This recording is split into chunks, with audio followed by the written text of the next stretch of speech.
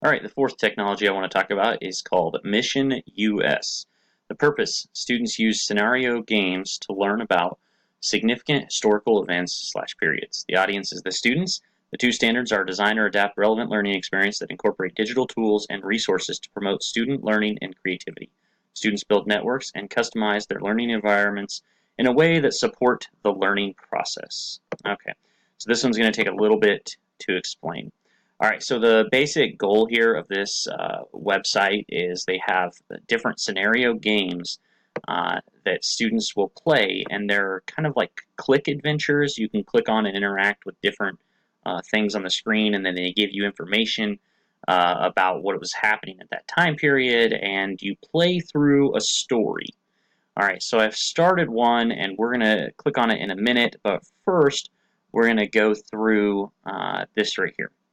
So these are the missions that are available for Crown or Colony. So this one's in the Revolutionary War, Flight for Freedom, Cheyenne Odyssey, City of Immigrants, and Up from Dust. So these are the ones that they have right here, and you can kind of tell just based on that where what's taking place in those missions. Now, the reason why I chose this is because I like playing video games, and I would like to see some more use of that in the classroom. So I wanted to try this out and see how it plays. I had a little bit of problems at first getting this to work, but it should be good now. It is free. You have to create an account. See, I'm logged in right here. But it is free, like I said, and you just need the Adobe Player, which is also free. So we click play, and then run, Adobe Flash, allow. Okay. And it saves your progress. I just want to make sure yep, there it is, continue game. Okay. So you can continue your game, and you go through and see there's different parts to it. Sorry, the music, I think I can turn that off right now. But I'll go through here, and you can kind of see that this is the map right now that I can interact in. And if anyone's been to Boston, you can tell these are actual places in Boston. I've been there once. I went to here. I went to King Street.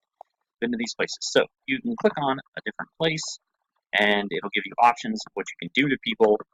Right now, I'm working for a printer, and I'm supposed to sell advertisements. So I click on this, and she says, I'm not that wealthy, so I can't purchase one.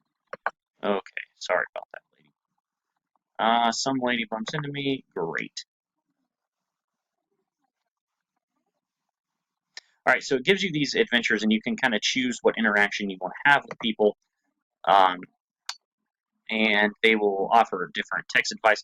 So what's cool about this is this one doesn't have it, but every once in a while there'll be something in the dialogue that'll be highlighted a different color, and it'll be a key word or a key phrase, and they call them smart words down here. So you can click on the smart words, and for instance, the ones I've seen so far is like apprentice, and it'll give you a little blip about what an apprentice was, which is kind of cool because I mean I think that most of the students would probably understand what an apprentice is, but it helps because it gives you a little better information.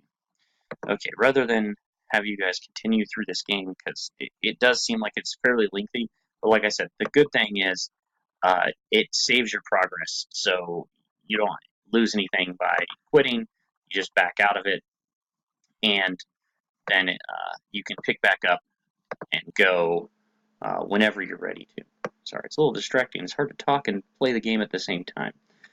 All right, and like I said, there's all different scenarios, and it just gives us way for the students to kind of immerse themselves in that time frame and make decisions to see the impact of what their decision has on the world that they're in. It seems like it's pretty well done.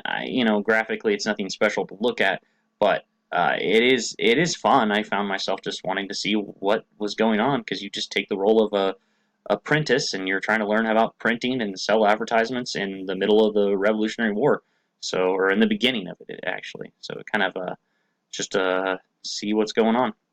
I think students would probably be pretty engaged by this rather than just reading from a textbook. They can look, click, and learn and read and then research on their own of what they're actually seeing.